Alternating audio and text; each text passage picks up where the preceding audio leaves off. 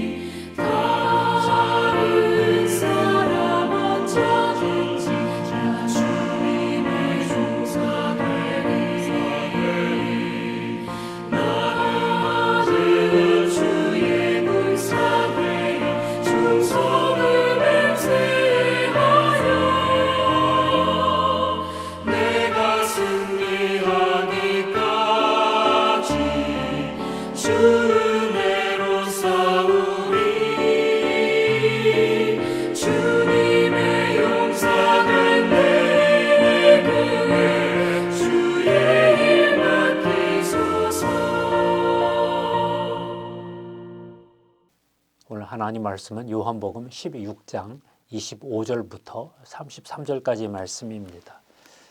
내가 이것을 비유로 너희에게 일렀거니와 때가 이르면 다시는 비유로 너희에게 이르지 않고 아버지에 대한 것을 밝히 이르리라. 그 날에 너희가 내 이름으로 구할 것이요 내가 너희를 위하여 아버지께 구하겠다 하는 말이 아니니 이는 너희가 나를 사랑하고 또 내가 하나님께로부터 온 줄 믿었으므로 아버지께서 친히 너희를 사랑하심이라.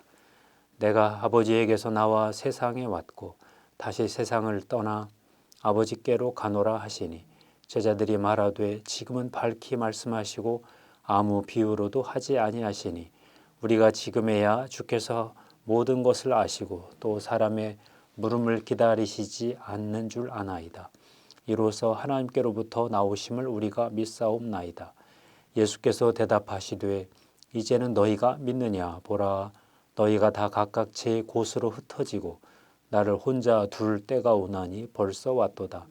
그러나 내가 혼자 있는 것이 아니라 아버지께서 나와 함께 계시느니라. 이것을 너희에게 이르는 것은 너희로 내 안에서 평안을 누리게 하려 함이라. 세상에서는 너희가 환난을 당하나 담대하라. 내가 세상을 이기었노라. 오늘 말씀에서 제자들은 드디어 예수가 누구인지 알게 되었습니다. 28절 말씀입니다. 내가 아버지에게서 나와 세상에 왔고 다시 세상을 떠나 아버지께로 가노라 하시니 주님의 명백한 자기 계시 사건입니다. 나는 아버지에게서 나왔다 하셨죠. 아버지 품속에 있던 독생자라는 것이지요.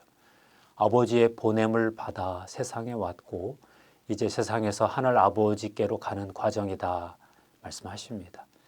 제자들도 알았습니다. 29절 이하 말씀입니다. 제자들이 말하되 지금은 밝히 말씀하시고 아무 비유로도 하지 아니하시니 우리가 지금에야 주께서 모든 것을 아시고 또 사람의 물음을 기다리지 않는 줄 아나이다. 이로써 하나님께로부터 나오심을 우리가 믿사옵나이다. 그런데 제자들이 예수님의 정체성을 알아도 그 지식대로 행동할 수 없다는 것을 주님은 잘 아셨습니다. 31절 이하 말씀입니다. 예수께서 대답하시되 이제는 너희가 믿느냐. 보라, 너희가 다 각각 제 곳으로 흩어지고 나를 혼자 둘 때가 오나니 벌써 왔도다. 믿음의 한계에 대한 말씀이지요. 믿어도 아직 주님을 따라올 수는 없다 하십니다. 제자들이 흩어지고 주님이 혼자 남을 것이다 이렇게 예고하십니다. 인류의 문제는 모르는 그 무지의 문제입니다. 몰라서 답답하지요. 두 번째는 알아도 별 수 없다는 것입니다. 공부해도 안 풀리는 문제가 많습니다. 알아도 실행할 수 없을 때가 많습니다. 학문의 세계에서도 그렇고 비즈니스 세계에서도 그렇습니다. 2006년 심리치료를 받아보았습니다. 내 심리가 이렇게 문제가 많다는 것을 처음 깨달았습니다. 그 뒤 10여 년 심리치료 책을 구하는 대로 닥치는 대로 읽어보았습니다. 인간 마음이 이렇게도 복잡한가 참 놀랐습니다. 어떻게든 이해해 보려 노력했습니다. 조금 이해할 수는 있었으나 거기까지였습니다. 미국에서 심리치료 성공률이 10%라는 말이 이해가 되었습니다. 신앙의 영역, 영성의 세계도 그러합니다. 사도신경을 고백하고 성경을 읽고 온갖 설교를 다 듣고 신학책을 섭렵해도 하나님과 마음을 주고받는 관계를 형성하기가 참 어려웠습니다. 오늘 말씀을 보면 예수 그리스도가 홀로 남아 할 일을 하실 것이다 이렇게 예고하십니다. 32절 말씀입니다. 보라, 너희가 다 각각 제 곳으로 흩어지고 나를 혼자 둘 때가 오나니 벌써 왔도다. 그러나 내가 혼자 있는 것이 아니라 아버지께서 나와 함께 계시느니라. 주님은 혼자 남을 것이라 하십니다. 홀로 할 일이 있다는 것입니다. 제자들 없이 단독으로 이루실 일이 있다는 것인데요. 주님이 혼자 하는 것 같으나 사실은 아버지와 함께 하신다고 하십니다. 좀 더 정확히 말하면 하나님 아버지가 같이 임재하시기는 하겠으나 느낌상으로는 부재감을 느껴야 한다는 건데요. 그러나 주님은 믿음으로 하나님 아버지가 주님과 함께 한다는 것을 믿을 것이라고 하십니다. 성경을 읽다 보면 하나님이 일하시는 두 가지 방식이 나옵니다. 하나는 인간을 통해 일하십니다. 하나님이 혼자 하실 수 있는데 인간을 통해 일하십니다. 지구를 하나님이 통치하실 수 있는데 아담에게 맡기셨지요. 아들이 일하는 모습을 즐거이 지켜보는 아버지의 마음 같습니다. 아들에게 아버지의 영광을 경험시켜주고 싶은 그런 아버지 마음 같기도 합니다. 모세를 통해 출애굽을 시키십니다. 하나님 홀로 바로의 권세를 무너뜨리고 이스라엘 백성을 해방시킬 수 있습니다. 그런데 모세를 사용하여 그 큰 대업을 이루십니다. 다른 하나는 하나님이 단독으로 일하시는 경우입니다. 인류의 협력 없이 단독으로 행하시는 일이 있습니다. 너무 큰 일, 인간을 개입시킬 수 없는 일이 있습니다. 창조 사역은 하나님이 홀로 하셨습니다. 우주의 종말 때 역사 완성도 하나님의 단독 사역입니다. 시작하셨으니 완성하셔야 하겠지요. 한 가지가 더 있습니다. 십자가의 구속 사건입니다. 하나님의 아들 예수 그리스도가 홀로 감당하실 수밖에 없는 일입니다. 인류가 십자가 구속 사역에서 할 수 있는 일은 없습니다. 인류는 죄인이기 때문이지요. 그래서 오늘 예수 그리스도는 홀로 남아 이 죄를 구속하는 사역을 혼자 감당할 것이다. 이렇게 말씀하십니다.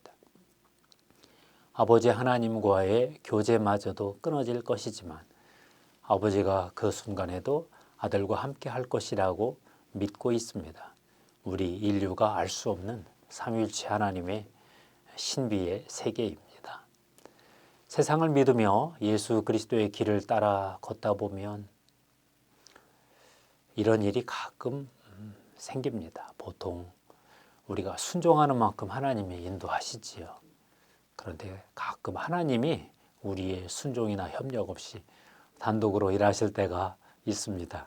그냥 포기하고 있는데 갑자기 하나님이 새로운 지평을 열어버리시지요. 독일 슈피겔지는 마지막 순간까지 독일 통독은 안 될 거다 그렇게 논평을 했다고 하지요. 그러다가 갑자기 독일이 통일되었습니다. 서구 유럽은 공산주의는 절대 무너지지 않을 것이다 그렇게 보았습니다. 그러나 갑자기 유럽 공산주의 체제가 무너졌습니다. 하나님이 갑자기 단독으로 역사를 움직이시는 경우입니다. 개인사에서도 하나님이 갑자기 삶의 무대를 바꾸시지요. 노환 중인 부모님을 섬기면서 아무 일도 못하고 섬기고 있는데 갑자기 소천하십니다. 조직이 힘들어졌는데 순간적으로 리더가 바뀝니다. 그러면 전혀 다른 상황이 전개되기 시작합니다. 그래서 오늘 주님이 말씀하십니다. 33절입니다.